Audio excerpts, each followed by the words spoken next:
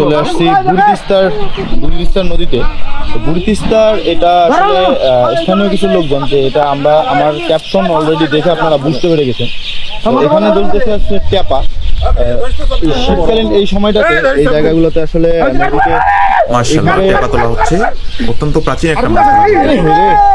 এই পদ্ধতিতে প্রতি বছর এই জায়গাটায় প্রচুর পরিমাণে দেশীয় মাছ ধরা পড়ে। বোয়াল, শোল, কার্পু, ট্যাংরা, পুঁটি বিভিন্ন ধরনের মাছ এই জায়গাটায় ধরা পড়ে।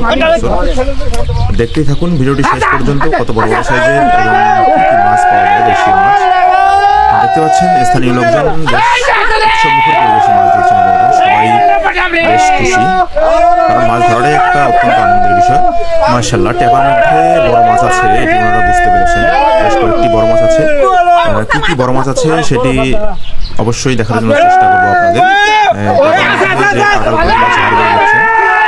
কিছুক্ষণের মধ্যেই এগুলি পরিষ্কার করা হবে এবং দেখা যাবে মাছ আছে।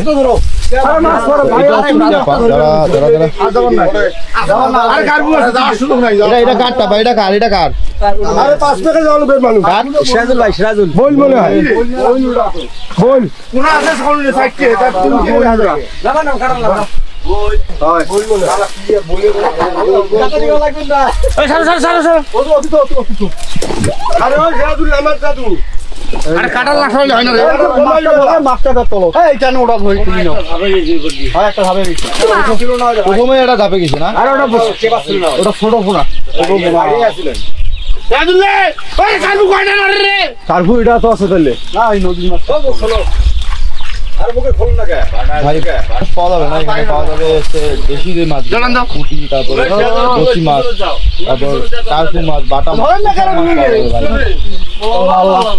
ওরা ধরো রে ধরছি আমি এই বল রে বল হেইয়ো কাল্লা রে না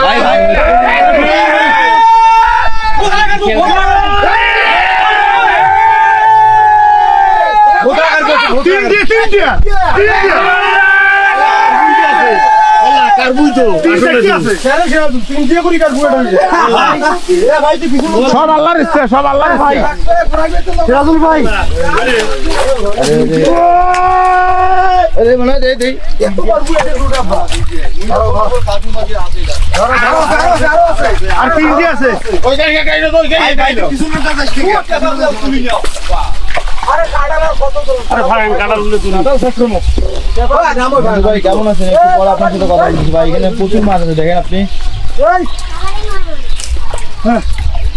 আর রন্ধ নাই রে হ্যাঁ কে আর ভাবনা এই আল্লাহ রে না এই বল দুইটে করে তিনটে থাকা কথা দুইটে আর দে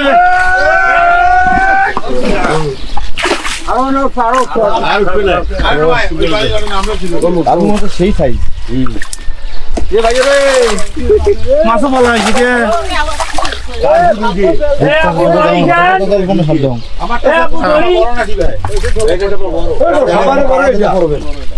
সরেও না যাওয়ারও দেয় না নামিনি ঘুরি দিলে না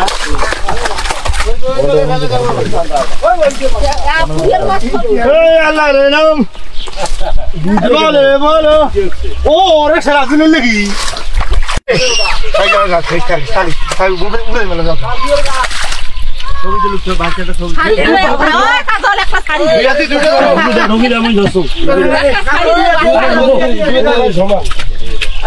খারাপ